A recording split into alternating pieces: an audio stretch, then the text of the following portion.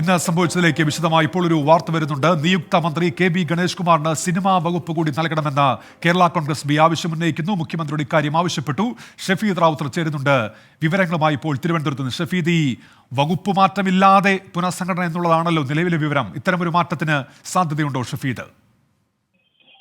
ഉന്മേഷ 29-നാണ് പുതിയ മന്ത്രിമാരുടെ സത്യപ്രതിജ്ഞ നടക്കാനിരിക്കുന്നത്. നേരത്തെയുള്ള LDF-ലെ ധാരണയനുസരിച്ച് കെ.ബി. ഗണേഷ് കുമാറിന്റെ ഗതാഗതവും അതേപോലെ തന്നെ രാമചന്ദ്രൻ കടന്നപ്പള്ളിക്ക് തുറമുഖവും ആ ധാരണയിൽ തന്നെ മുന്നോട്ട് പോവുക എന്നുള്ളതായിരുന്നു. ഔദ്യോഗികമായി പ്രഖ്യാപിച്ചില്ല, അതിൽ അറിയിച്ചില്ലെങ്കിലും ഇക്കാര്യത്തിലെ ഒരു വിവരം എന്ന് പറയുന്നത്. മാത്രമല്ല മുഖ്യമന്ത്രി ഇക്കാര്യത്തിൽ അന്തിമ തീരുമാനമെടുക്കുമെന്നും വിവരമായി പുറത്തു വന്നിരുന്നു.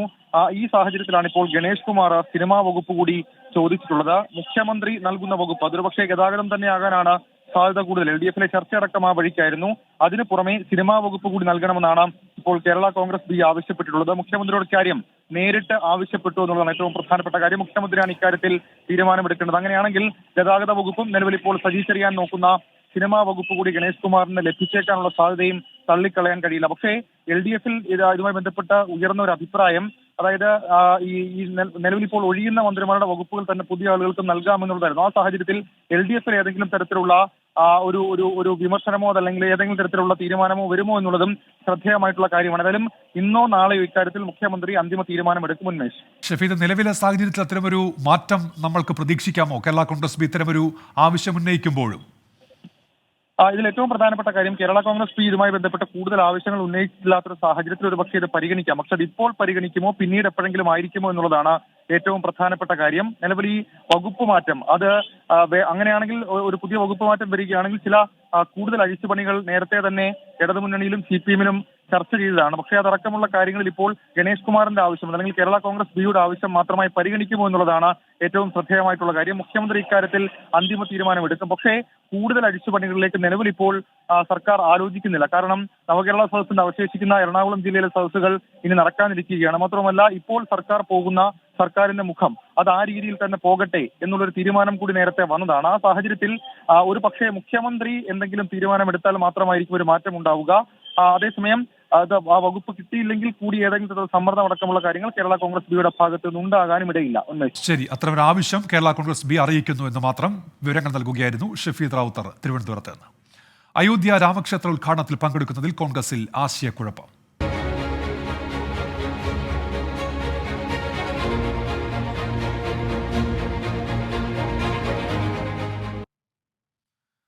അയോധ്യ രാമക്ഷേത്ര ഉദ്ഘാടന ചടങ്ങിൽ പങ്കെടുക്കണോ എന്നതിൽ കോൺഗ്രസിൽ ആശയക്കുഴപ്പം തുടരുന്നതിനിടെ മുന്നറിയിപ്പുമായി മുസ്ലിം ലീഗ്. BJPയുടെ കെണിയിൽ കോൺഗ്രസ് വീഴരുത് എന്ന് ലീഗ് സംസ്ഥാന ജനറൽ സെക്രട്ടറി PMA സലാം പറഞ്ഞു. കോൺഗ്രസിന് സമസ്ത മുഖപത്രം സുപ്രഭാതവും മുന്നറിയിപ്പ് നൽകി. രാമക്ഷേത്ര ഉദ്ഘാടനത്തിന് പോകുമോ എന്ന് ക്ഷണം ലഭിച്ചവർ തീരുമാനിക്കട്ടെ എന്നായിരുന്നു ഡോക്ടർ ശശി തരൂർ MP-യുടെ പ്രതികരണം. ഇതുമായി ബന്ധപ്പെട്ട ചോദ്യങ്ങളിൽ നിന്ന് കോൺഗ്രസ് ദേശീയ സംസ്ഥാന നേതാക്കൾ ഒഴിഞ്ഞുമാറുകയാണ്. അയോധ്യയിൽ അടുത്ത മാസം 22-ന് നടക്കുന്ന രാമക്ഷേത്ര ഉദ്ഘാടന ചടങ്ങിന്റെ ക്ഷണക്കത്ത് കോൺഗ്രസിനെ വെട്ടിലാക്കി. ചടങ്ങിൽ പങ്കെടുത്തില്ലെങ്കിൽ ഉത്തരേന്ത്യയിലെ ഹിന്ദു വോട്ടുകൾ അകലുമെന്നാണ് ഒരു വിഭാഗം നേതാക്കളുടെ വാദം. BJPയുടെ കരുത്തുകാട്ടാനുള്ള പരിപാടിയിൽ കോൺഗ്രസ് നേതാക്കൾ പങ്കെടുക്കരുതെന്ന് മറുവിഭാഗവും പറയുന്നു. പങ്കെടുക്കുമോ ഇല്ലയോ എന്ന ചോദ്യത്തിൽ നിന്ന് ഒഴിഞ്ഞുമാറുകയാണ് കോൺഗ്രസിന്റെ ദേശീയ സംസ്ഥാന നേതൃത്വങ്ങൾ. അതൊക്കെ ഞങ്ങൾ കഴിഞ്ഞ ദിവസം ചോദ്യം വന്നപ്പോൾ പറഞ്ഞതല്ലോ ഒരു ഉത്തരം. അക്കാര്യത്തിൽ ഞങ്ങൾക്ക് യഥാസമയം അതിന് കൃത്യമായിട്ടുള്ള മറുപടി കിട്ടും. ഇതിപ്പോ യാത്രയ്ക്ക് വേണ്ടിയിട്ടാണ് നിങ്ങൾ ചോദിച്ചത്. ഇതാണ് നിങ്ങൾക്ക് പല ചോദ്യങ്ങൾക്ക് ഉത്തരം പറയാൻ ഞാനില്ല.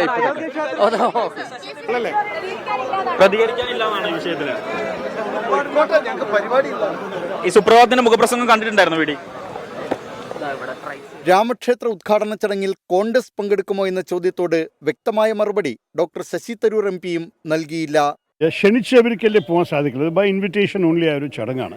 ഞങ്ങളുടെ 3-4 നേതാക്കളെ ക്ഷണിച്ചിട്ടുള്ളൂ. ഈ പാർട്ടി എടുത്ത തീരുമാനം ഇതുവരെ അവർ പ്രഖ്യാപിച്ചിട്ടില്ല. ഒന്ന് കുറച്ചും കൂടി കാത്തിരിക്കേണ്ടി വരും. ഉദ്ഘാടന ചടങ്ങിൽ കോൺഗ്രസ് പങ്കെടുക്കരുതെന്ന നിലപാടാണ് മുസ്ലിം ലീഗ് നേതാക്കൾക്ക്. അല്ല, അതേ സമയത്ത് ഞങ്ങൾ പഠിച്ചിട്ടില്ല, ഞങ്ങൾക്ക് ഇതിന് ക്ഷണവുമില്ല, ഞങ്ങൾ ക്ഷണിക്കപ്പെട്ടവരുമല്ല. ഞങ്ങൾ ആ കാര്യത്തിൽ വ്യക്തമായ നിലപാട് ഞങ്ങൾക്ക് നേരത്തെ മുതലുള്ളതാണ്.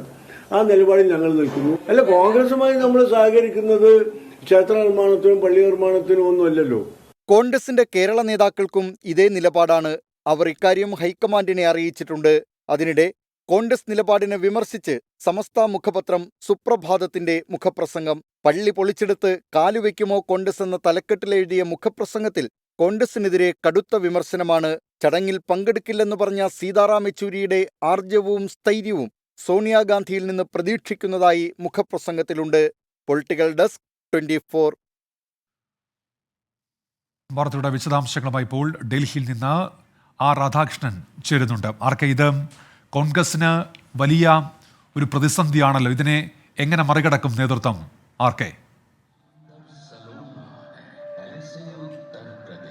ഉന്മേഷ്, ഞാനുള്ളത് ഇപ്പോൾ ഡൽഹിയിലല്ല, അയോധ്യയിലാണ് ഉള്ളത്. അയോധ്യയിൽ ഇതുമായി ബന്ധപ്പെട്ടിട്ടുള്ള ഈ ഉദ്ഘാടനത്തിന് അനുബന്ധമായിട്ട് നടക്കുന്ന ഓരോ ചടങ്ങുകൾ ഇന്നു മുതൽ ആരംഭിച്ചിരിക്കുകയാണ്. അടുത്ത 22 വരെ നീളുന്ന രീതിയിലാണ് ഈ ചടങ്ങുകളൊക്കെ നടക്കുന്നത്. ഒരുപക്ഷെ ഉന്മേഷിന് എനിക്ക് പിന്നിൽ കാണാനായിട്ട് സാധിക്കും. വലിയ രീതിയിൽ അയോധ്യ നഗരം അലങ്കരിച്ച് വിപുലമായിട്ടുള്ള പല വിധത്തിലുള്ള പ്രചരണ കമാനങ്ങൾ അടക്കം നിരത്തിക്കൊണ്ടാണ് ഈ അയോധ്യ എല്ലായിടങ്ങളിലും ഒരുങ്ങി നിൽക്കുന്നത്. പല മേഖലകളിൽ നിന്നുള്ള ആളുകൾ ഇന്നു മുതൽ ഈ അയോധ്യയിലേക്ക് പല പരിപാടികളിലായി പങ്കെടുക്കാനായി എത്തിത്തുടങ്ങുന്നുണ്ട്. ഈ ഘട്ടത്തിൽ കോൺഗ്രസിനെ ക്ഷണിച്ചിരിക്കുന്നത് ഉദ്ഘാടനമടക്കമുള്ള ചടങ്ങുകളിലേക്കാണ്. ഈ ദിവസങ്ങളിൽ സ്വാഭാവികമായിട്ടും ഇന്ന് ഈ ക്ഷേത്ര ട്രസ്റ്റിന്റെ ഭാരവാഹികൾ ഒരു വാർത്താ സമ്മേളനം ഉദ്ഘാടനം അറിയിക്കാൻ വേണ്ടിയിട്ട് ചേർന്നിരുന്നു. ആ ചടങ്ങിന്റെ ഭാഗമായിട്ട് ഈ ചോദ്യം ഉയർന്നപ്പോൾ കോൺഗ്രസ് നേതാക്കൾ അടക്കമുള്ളവർ വരും എന്നാണ് തങ്ങൾ പ്രതീക്ഷിക്കുന്നത്.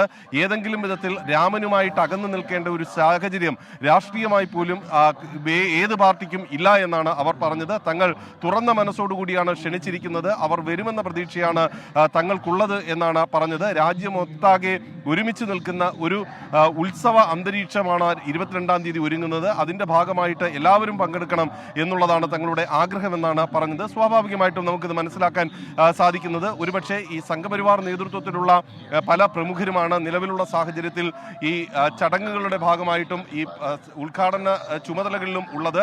അതുകൊണ്ട് അവർ ഈ വിഷയത്തെ രാഷ്ട്രീയമായിട്ട് ഉപയോഗിക്കുന്നതിന്റെ ഭാഗമായിട്ട് കൂടി ഇത്തരത്തിലുള്ള നിലപാടുകൾ മാറ്റി തുടങ്ങിയിരിക്കുന്നു.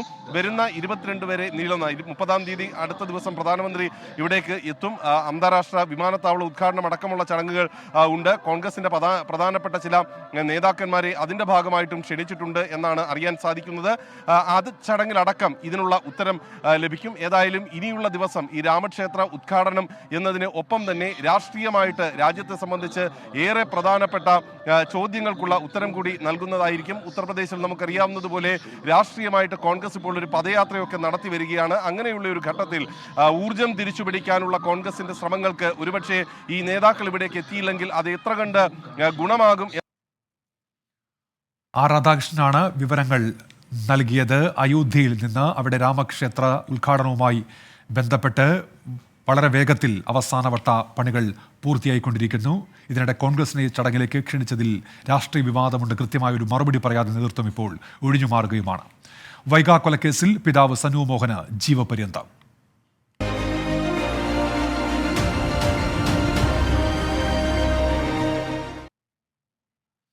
വൈഗ കൊലക്കേസിൽ പിതാവ് സനു മോഹന് ജീവപര്യന്തം തടവ് ശിക്ഷ. വിവിധ വകുപ്പുകളിലായി 28 വർഷം തടവും 1,70,70,000 രൂപ പിഴയും അടയ്ക്കണം. എറണാകുളം പ്രത്യേക പോക്സോ കോടതിയുടേതാണ് വിധി. സ്ത്രീകൾക്കും കുട്ടികൾക്കുമെതിരായ അതിക്രമക്കേസുകൾ പരിഗണിക്കുന്ന എറണാകുളം പ്രത്യേക കോടതിയാണ് ശിക്ഷ വിധിച്ചത്. കൊലക്കുറ്റത്തിന് ജീവപര്യന്തവും 1,00,000 രൂപ പിഴയുമാണ് ശിക്ഷ. IPC 328 പ്രകാരം 10 വർഷം തടവ്, 25,000 രൂപ പിഴ. IPC 201 പ്രകാരം 5 വർഷം കഠിന തടവ്, 10,000 രൂപ പിഴ. ജുവൈനൽ ജസ്റ്റിസ് ആക്ട് 75 പ്രകാരം 10 വർഷം തടവ്, 25,000 രൂപ പിഴ. ജുവൈനൽ ജസ്റ്റിസ് ആക്ട് 77 പ്രകാരം 3 വർഷം തടവും 10,000 രൂപ പിഴയും വിധിച്ചിട്ടുണ്ട്. ആകെയുള്ള 28 വർഷം തടവ് ശിക്ഷയിൽ ഏറ്റവും കൂടിയ 10 വർഷം ആദ്യം അനുഭവിക്കണം. ഇതിന് ശേഷമാണ് ജീവപര്യന്തം ശിക്ഷ തുടങ്ങുക. വധശിക്ഷ നൽകണമെന്ന പ്രോസിക്യൂഷൻ വാദം തള്ളിക്കൊണ്ടാണ് കോടതിയുടെ ഉത്തരവ്. വിധിയിൽ സന്തോഷമെന്ന് പബ്ലിക് പ്രോസിക്യൂട്ടറും അന്വേഷണ സംഘത്തലവനും പ്രതികരിച്ചു. പ്രതീക്ഷിച്ച വിധി തന്നെയാണ്. അന്വേഷണ സംഘം കോടതി മുമ്പാകെ ഹാജരാക്കിയിട്ടുള്ള കുറ്റപത്ര പ്രകാരമുള്ള എല്ലാ വകുപ്പുകളിലും ശിക്ഷ നൽകിയിട്ടുണ്ട് കോടതി. അത് സാഹചര്യ തെളിവുകളാണ്. ആ തെളിവുകൾ എല്ലാം തന്നെ പൂർണ്ണമായും കോടതി മുമ്പാകെ ഞങ്ങൾക്ക് ഹാജരാക്കാൻ പറ്റിയിട്ടുണ്ട്. വിധിയിൽ സന്തോഷമുണ്ട്. ഐ വിറ്റ്നസ് ഒന്നും ഇല്ലാത്ത കേസായിരുന്നു. വളരെ ശാസ്ത്രീയമായ രീതിയിലും സാഹചര്യ തെളിവുകളും കൂടി ചാർജ് ഷീറ്റ് സബ്മിറ്റ് ചെയ്യാൻ കഴിഞ്ഞത്. പറഞ്ഞ മുഴുവൻ കുറ്റങ്ങളും കോടതിയിൽ പ്രൂവ് ചെയ്യാൻ കഴിഞ്ഞു. അത് നമ്മുടെ ചാർജിൻ്റെയും അതേപോലെ പ്രോസിക്യൂഷൻ്റെ ഭാഗത്തു നിന്ന് നല്ല രീതിയിൽ കോടതിയിൽ അവതരിപ്പിക്കാൻ കഴിഞ്ഞു. അത് വിജയിച്ചതിൽ സന്തോഷമുണ്ട്. അതേസമയം പ്രതിക്കെതിരെ ചുമത്തിയ മുഴുവൻ കുറ്റങ്ങളും തെളിയിക്കാൻ പ്രോസിക്യൂഷന് സാധിച്ചതായി കോടതി ചൂണ്ടിക്കാട്ടി. കൊലപാതകം, തട്ടിക്കൊണ്ടുപോകൽ, തടഞ്ഞുവെക്കൽ, ലഹരിക്കടിമയാക്കൽ, ബാലനീതി വകുപ്പ് പ്രകാരമുള്ള കുറ്റങ്ങൾ തുടങ്ങിയവയാണ് പ്രതിക്കെതിരെ ചുമത്തിയിരുന്നത്. എസ് ശ്രീകാന്ത്, 24, കൊച്ചി. ഇസ്രയേൽ എംബസിക്ക് സമീപത്തെ സ്ഫോടനത്തിന് പിന്നിൽ ആര്?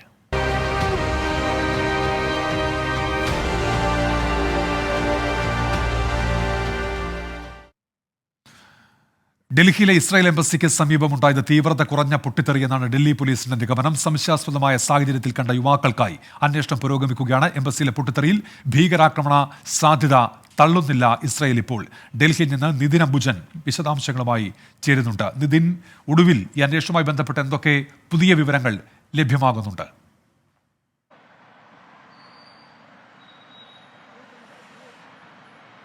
ഉന്മേഷ്, നിലവിൽ ഇതുവരെ ഡൽഹി പോലീസ് ഒരു ഭീകരാക്രമണത്തിന്റെ സാധ്യതയും തന്നെ പറയുന്നില്ല. പക്ഷേ CCTVയിൽ കണ്ടെത്തിയ 2 യുവാക്കൾക്ക് വേണ്ടിയുള്ള അന്വേഷണം ഇപ്പോഴും പുരോഗമിക്കുകയാണ്.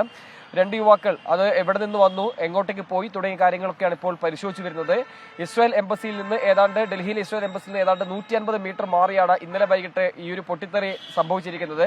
പക്ഷേ 150 മീറ്റർ മാറിയാണെങ്കിൽ പോലും ഈ പൊട്ടിത്തെറിയുടെ സ്ഥലത്ത് നിന്ന് ലഭിച്ചത് പലസ്തീൻ അനുകൂലമുള്ള ഒരു കത്താണ്. മാത്രമല്ല, കത്തിൽ ഇസ്രായേൽ അംബാസിഡറെ അസഭ്യഭാഷത്തോടുകൂടിയാണ് അഭിസംബോധന ചെയ്തിരിക്കുന്നത്. അത്തരത്തിലുള്ള ഗൗരവമേറിയ പല കാര്യങ്ങളും പോലീസ് കണ്ടെത്തിയിട്ടുണ്ട്. കൂടാതെ ഒരു പതാകയും ലഭിച്ചിട്ടുണ്ട്. ഇത് കേന്ദ്രത്തിൽ അന്വേഷണം മുന്നോട്ട് പോകുന്നു. നിലവിൽ ഇതുവരെ ആരെയും കസ്റ്റഡിയിലെടുക്കുകയോ അറസ്റ്റ് രേഖപ്പെടുത്തുകയോ ഒന്നും തന്നെ ചെയ്തിട്ടില്ല. അന്വേഷണം മുന്നോട്ട് പോകുന്നു എന്നാണ് ഡൽഹി പോലീസ് അറിയിച്ചിരിക്കുന്നത്. മാത്രമല്ല, ശക്തമായ രീതിയിൽ തന്നെ അന്വേഷണം മുന്നോട്ട് പോകുന്നു. നിലവിലിപ്പോൾ NSGക്കാണ് ആ മേഖലയിലുള്ള സുരക്ഷാ ക്രമീകരണത്തിനടക്കം ചുമതല കൊടുത്തിരിക്കുന്നത്. മാത്രമല്ല, ഇന്ത്യയിലെ മറ്റ് ജൂത കേന്ദ്രങ്ങളിലടക്കം സുരക്ഷ ശക്തമാക്കിയിട്ടുണ്ട്. എന്തായാലും നിലവിലിപ്പോൾ ഡോഗ് സ്പോട്ട് അടക്കം പരിശോധിച്ചപ്പോൾ മറ്റ് അസ്വാഭാവികത ഒന്നും തന്നെ കണ്ടെത്താൻ കഴിഞ്ഞിട്ടില്ല എന്നാണ് പോലീസ് അറിയിച്ചിരിക്കുന്നത്. പക്ഷേ അന്വേഷണം മുന്നോട്ട് പോകുന്നുണ്ട്. CCTV APJ അബ്ദുൽ കലാം റോഡിലെയും അതോടൊപ്പം തന്നെ പൃഥ്വിരാജ് റോഡിലെ അടക്കമുള്ള CCTVകൾ ഇപ്പോഴും ശേഖരിച്ച് അതിൽ നിന്നുള്ള കണ്ടെത്തലുകളിലേക്ക് ഇപ്പോൾ അന്വേഷണം നീങ്ങിയിരിക്കുകയാണ്. അതിനിടയിലാണ് ഇസ്രായേൽ ഇതിനൊരു ഭീകരാക്രമണ സാധ്യത ഉണ്ടെന്ന് ഇസ്രായേൽ ഇന്ന് അറിയിച്ചത്. കൂടാതെ ഇന്ത്യയിലുള്ള ഇസ്രായേൽ പൗരന്മാരോട് ജാഗ്രത പാലിക്കണമെന്ന് ഇസ്രായേൽ ദേശീയ സുരക്ഷാ കൗൺസിൽ അറിയിക്കുകയും ചെയ്തിട്ടുണ്ട്. നിലവിൽ ഈ വിഷയത്തെ വളരെ ഗൗരവത്തിൽ തന്നെയാണ് ഡൽഹി പോലീസ് അന്വേഷണം മുന്നോട്ട് പോകുന്നത്. മറ്റു കൂടുതൽ എന്തെങ്കിലും തരത്തിലൊരു സ്വഭാവം ഈ ഒരു കേസിൽ ഉണ്ടെങ്കിൽ സ്വാഭാവികമായിട്ടും ദേശീയ അന്വേഷണ ഏജൻസികളിൽ അന്വേഷണം ആരംഭിക്കും. ഉന്മേഷ്. ശരി, നിതിൻ അംബുജനാണ് വിവരങ്ങൾ നൽകിയത്. 2 പേരുടെ ദൃശ്യങ്ങൾ കിട്ടിയിട്ടുണ്ട്. ഇവർക്ക് ഇതിൽ പങ്കുണ്ടോ എന്നുള്ള പരിശോധനയിലാണ് ഇപ്പോൾ അന്വേഷണ ഏജൻസികൾ. പ്രതിരോധ മന്ത്രി രാജ്നാഥ് സിംഗ് ജമ്മു കശ്മീരിൽ ഭീകരാക്രമണം നടന്ന പൂഞ്ച് രജൌരി മേഖലകളിൽ സന്ദർശനമുണ്ട്. സേന ഉന്നത ഉദ്യോഗസ്ഥരുമായി സുരക്ഷാ അവലോകന യോഗം ചേർന്നു. ഭീകരപ്രവർത്തനങ്ങൾക്ക് തിരിച്ചടി നൽകുമെന്ന് രാജ്നാഥ് സിംഗ് പറഞ്ഞു. തുടർച്ചയായ ഭീകരാക്രമണങ്ങളുടെ പശ്ചാത്തലത്തിലാണ് അദ്ദേഹത്തിന്റെ സന്ദർശനം. പൂഞ്ചിലും ബാരാമുള്ളയിലുമുണ്ടായ ഭീകരാക്രമണങ്ങൾ അതീവ ഗൗരവത്തോടെയാണ് പ്രതിരോധ മന്ത്രാലയം കാണുന്നത്. സൈനിക മേധാവി മനോജ് പാണ്ഡെയുടെ സന്ദർശനത്തിന് പിന്നാലെയാണ് സാഹചര്യം നേരിട്ട് വിലയിരുത്താൻ പ്രതിരോധ മന്ത്രിയും ജമ്മുകാശ്മീരിലെത്തിയത്. ജമ്മുവിലെ ഉന്നത സൈനിക ഉദ്യോഗസ്ഥരുമായി പ്രതിരോധ മന്ത്രി സുരക്ഷാ സാഹചര്യം വിലയിരുത്തി. ഭീകരതയ്ക്ക് കൃത്യമായ മറുപടി നൽകുമെന്ന് പ്രതിരോധ മന്ത്രി വ്യക്തമാക്കി. इस प्रकार की घटनाओं को रोकने में सिक्योरिटी और इंटेलिजेंस एजेंसी दोनों ही महत्वपूर्ण भूमिका निभाते हैं और लगातार उनके द्वारा भी यह प्रयत्न जारी है यह उनकी यह भूमिका और भविष्य में ज्यादा इफेक्टिव हो. ഭീകരാക്രമണം നടന്ന പൂഞ്ച് രജൌരി മേഖലയിൽ പ്രതിരോധ മന്ത്രി നേരിട്ടെത്തി സാഹചര്യം വിലയിരുത്തും. പ്രതിരോധ മന്ത്രിയുടെ ജമ്മു സന്ദർശനത്തിനിടെ ശ്രീനഗർ ബാരാമുള്ള ഹൈവേയിൽ നിന്ന് IED കണ്ടെത്തി. ലാവേപോറയ്ക്ക് സമീപം കണ്ടെത്തിയ IED ബോംബ് സ്ക്വാഡെത്തി നിർവീര്യമാക്കി. പോലീസും സൈന്യവും സംയുക്തമായി നടത്തിയ പരിശോധനയിലാണ് IED കണ്ടെത്തിയത്. 24 ഡൽഹി. 2ാം ഘട്ട ഭാരത് ജോഡോ യാത്ര പ്രഖ്യാപിച്ച് കോൺഗ്രസ്.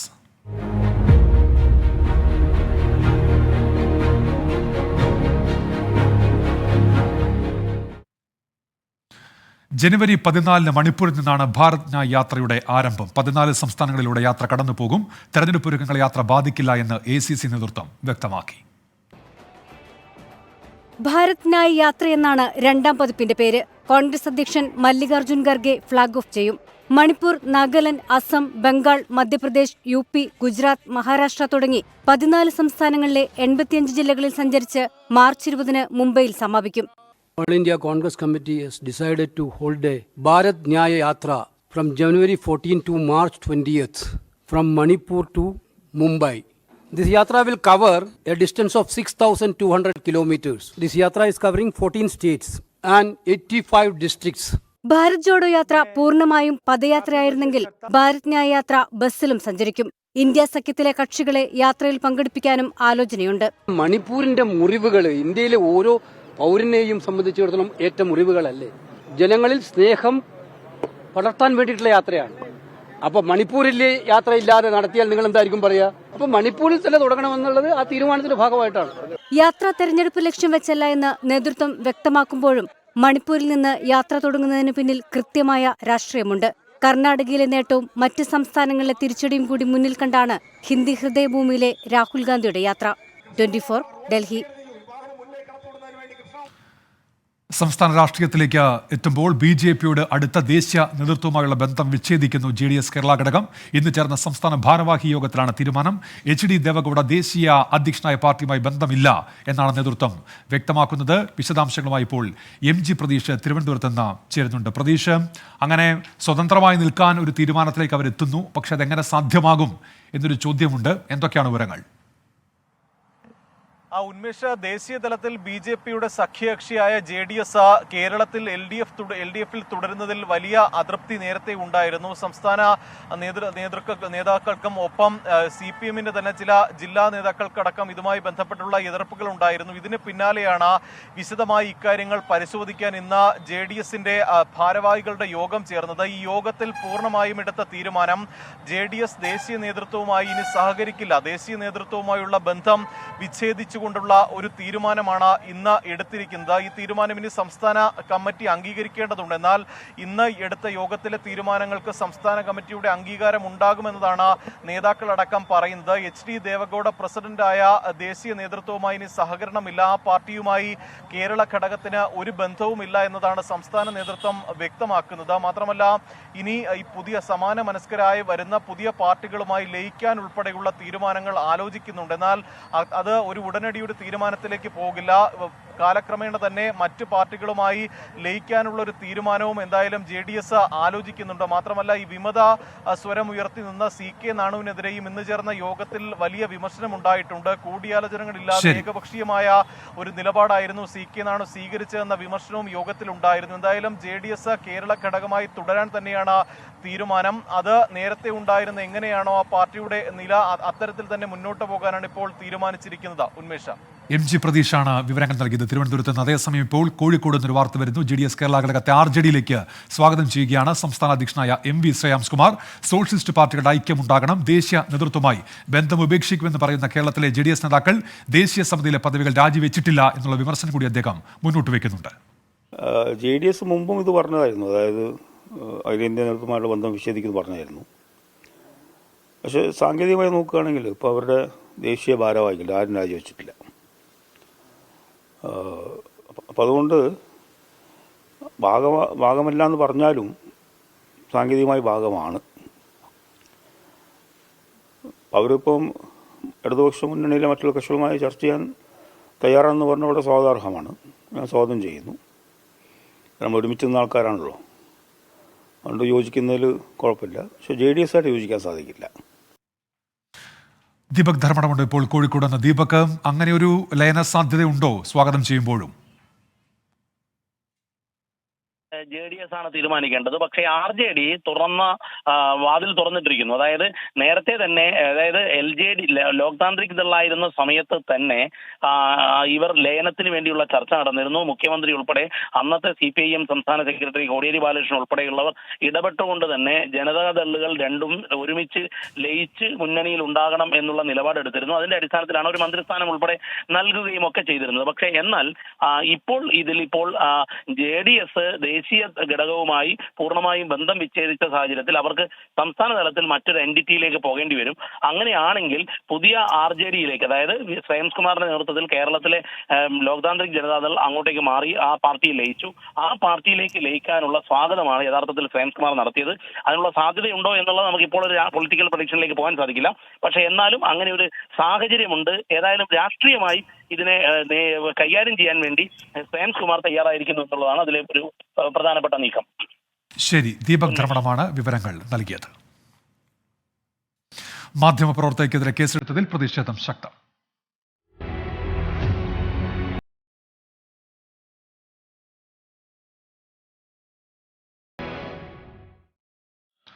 നവകേരള യാത്രക്കിടയിലെ ഷൂവേർ പ്രതിഷേധം റിപ്പോർട്ട് ചെയ്ത 24 റിപ്പോർട്ടർ വിനീത വിജിക്കെതിരെ കേസെടുത്തതിൽ പ്രതിഷേധം ശക്തം.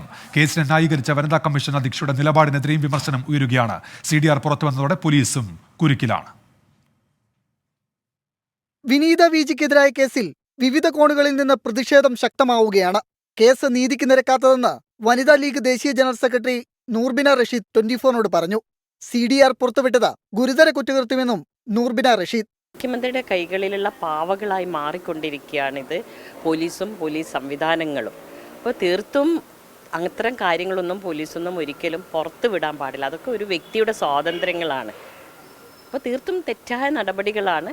നിയമത്തിന്റെ മുന്നിൽ അതും കുറ്റകൃത്യമാണ്. പോലീസ് നടപടി ഫാസിസമെന്ന് സമസ്ത നേതാവ് അബ്ദു സമദ് പൂക്കോട്ടൂർ പറഞ്ഞു.